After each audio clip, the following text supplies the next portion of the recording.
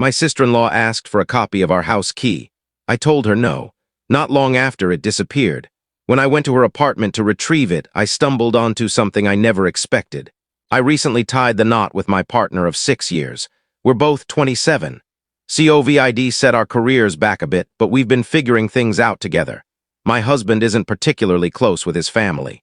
He never gave me the full story as to why, but from bits and pieces I gathered, there's a strained history between him and his sister. Whatever the conflict was, it split the family. His parents sided with her, and ever since, he's kept his distance from all of them. Honestly, I didn't mind much. It didn't impact our lives day to day. I come from a big family, and because we'd been together so long, my husband was always included in my family's gatherings. But after all of this with his family, I started noticing subtle changes in him. He became quieter, often withdrawn, and I could see a heaviness in him. When I tried to talk about it, he would never fully open up, just saying he wished he had a different kind of family. I understood that he secretly longed for a healthier relationship with them, but I didn't want to push. At one point, I offered to reach out to his family for him, but he told me not to, insisting it wasn't the right time. He always said maybe later, but later never seemed to come. I thought maybe the wedding would bring reconciliation, but it didn't. We had a small wedding, just close friends and my relatives. No one from his side was invited. Still, I did meet his parents and his sister. During the ceremony, his family tried to crash it, despite him making it very clear they weren't welcome. They forced their way in and caused a scene, shaming him for not answering their calls, ignoring messages, and not visiting his mother while she had cancer. He stood his ground and told them to leave. His sister, meanwhile, lingered in the background, watching with a strange calmness. When she caught my eye, she gave me a little shrug as if to say, "Well, what else did you expect?" Once they were gone, the day carried on without further drama, and we were happy just to be married. On the way to our honeymoon, I got a friend request notification on my phone from her. It struck me as strange, but I didn't think much of it. After all, we were technically family now, so I accepted. I forgot about it until we returned from our honeymoon. That's when she started messaging me. She said she admired the way I valued family, something she claimed my husband lacked. She thanked me for being someone who could help bring the family back together. Then she started criticizing my husband, saying he could be immature, but assured me that if I worked with her, we could fix everything. I'll admit I was naive. I believed she meant well. We started talking regularly, and eventually she even came over to the house a few times when my husband wasn't home. Because I work from home and deal with some health issues, I didn't always have the energy to completely avoid her. During one of those visits, she asked if I could give her a spare key to the house. That request immediately struck me as odd. When I asked why, she explained that since I was home alone so often, she worried something might happen. Having a key, she said, would let her check on me or help in an emergency. On the surface, it sounded reasonable, but something about it made me uneasy. I politely refused, telling her if anything ever happened, I'd call my husband. She smiled and acted like she accepted my answer, but the smile never touched her eyes. I felt unsettled. After that, I avoided inviting her over. Whenever she tried to visit, I made excuses. But eventually, one excuse didn't stick and she showed up anyway. I was tense the entire time she stayed. When she finally left after dragging out her visit over tea, I felt huge relief. That relief didn't last long. A few days later, I realized my house keys were missing from their usual spot. I panicked. The first thing that came to mind was her. She'd once given me her address, inviting me to tea. I hadn't gone, but I remembered it. As soon as my husband came home, I drove straight over there. When I knocked, a man opened the door. I asked for her by name, but he told me no one by that name lived there. I showed him her picture. He looked at it and insisted I had the wrong place.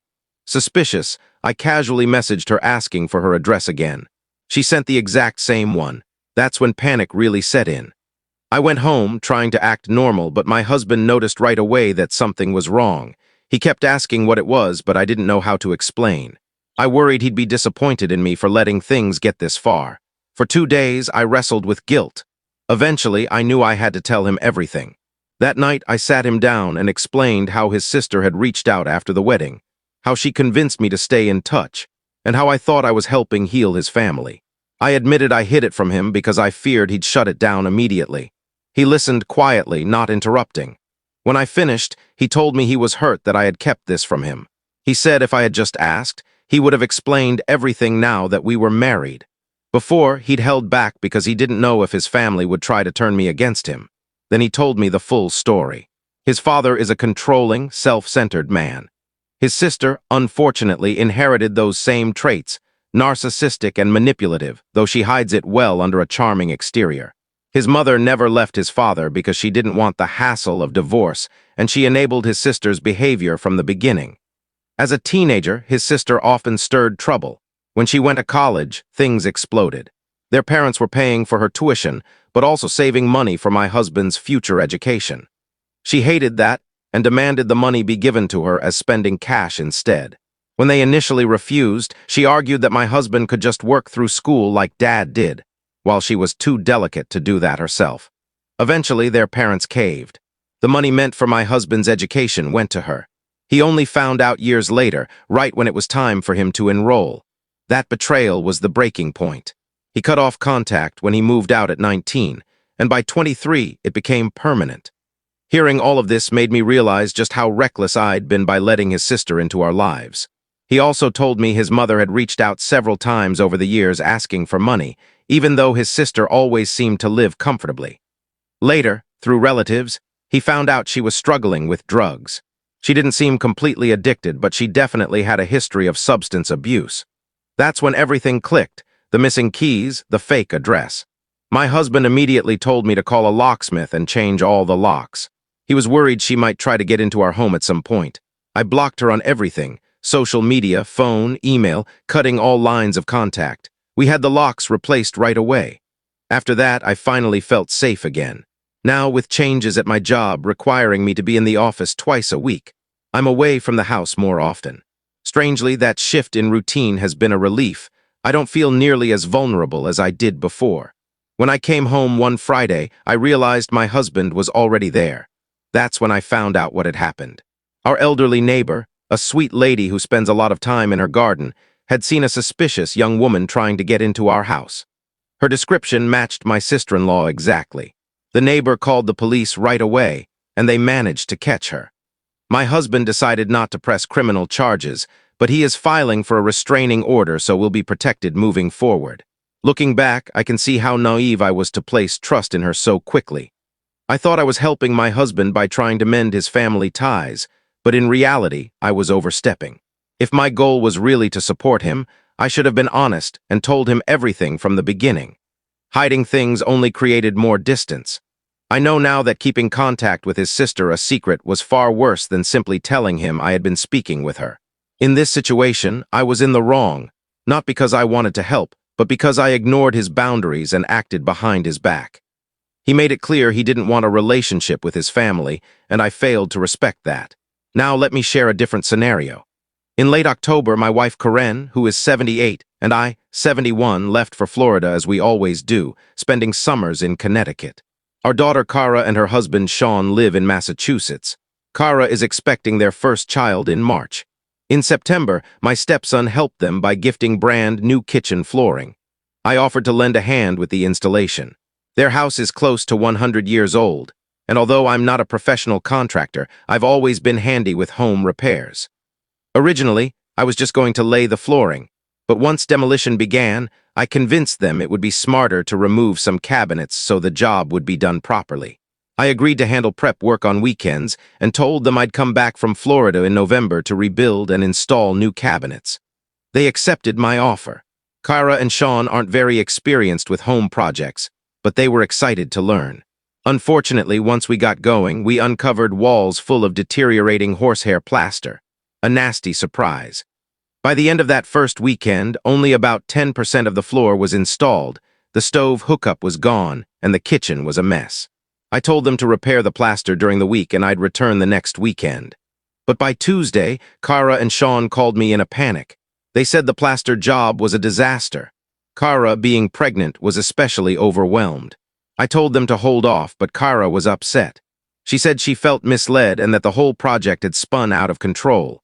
She wanted me to take responsibility, not financially, but at least for pushing them into a bigger renovation.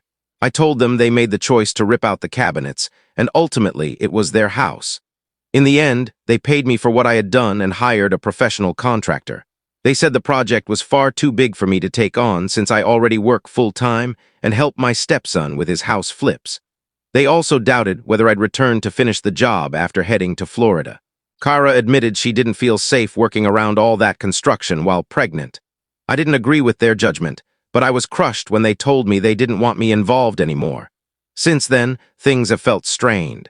I haven't checked in about the kitchen or the pregnancy, though we've gotten some updates here and there. Karen has asked a few times about the baby. Recently, Kara called, saying the project has been a nightmare.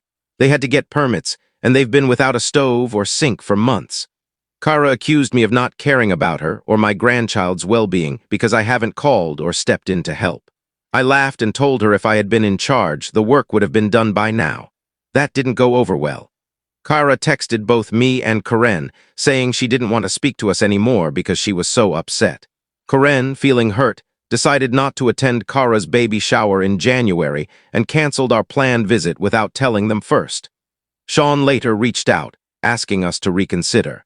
He reminded us that they will only become first-time parents once, and said Kara didn't mean the harsh things she wrote. He even offered to cover our travel expenses. But Karen and I stood firm, saying we needed more notice and would consider visiting in March, before or after the baby's birth. Kara is heartbroken, but we honestly thought we were honoring her wishes. Now I wonder if I'm the one at fault here. First off, as you pointed out, I'm not a licensed contractor, just skilled at small repairs. I encouraged them to tear apart their kitchen, then only got a fraction of the floor down before leaving. Kara's frustration is justified. She's pregnant, her kitchen was left in ruins, and I walked away. If I were in her shoes, I'd be upset too. Truthfully, I probably wouldn't want to deal with me either. But since they did invite me to the baby shower, I know the right thing would be to go and apologize. Now, let me share yet another situation. I have 3 children. My husband and I poured our lives into raising them well, and today they're all responsible, kind adults. I'm proud of the people they've become.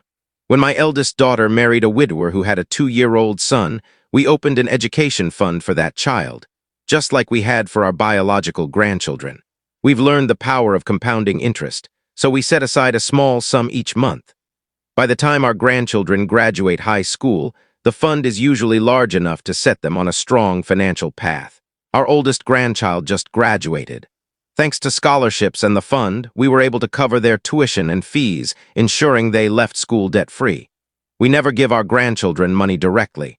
Instead, we pay for educational costs and essentials. We learned that lesson from our youngest child, our only son. When it was his turn, we gave him cash directly, just as we had for his sisters. But he used it carelessly, despite having scholarships, and later decided to pursue a trade instead of college. Luckily, he's successful now and runs a good business. My son was married once before, and though it didn't last, he has 2 children from that marriage. Last year, he remarried a wonderful woman who has a teenage son. She had him very young, which caused tension with her family, and none of them even attended the wedding. My son asked if we would set up an education account for his stepson. After much thought, my husband and I decided to contribute $5,000. It wasn't a huge amount, but it was something, and it came out of the money I had been saving to replace my car. My son wasn't happy. He pointed out that all of our other grandchildren have funds large enough to cover more than 2 years of in-state tuition.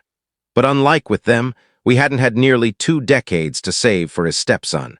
The truth is, while my son makes decent money, he spends a lot of it on travel and hobbies. From what I can tell, neither he nor his wife had saved much for her son's education, which is why they turned to us.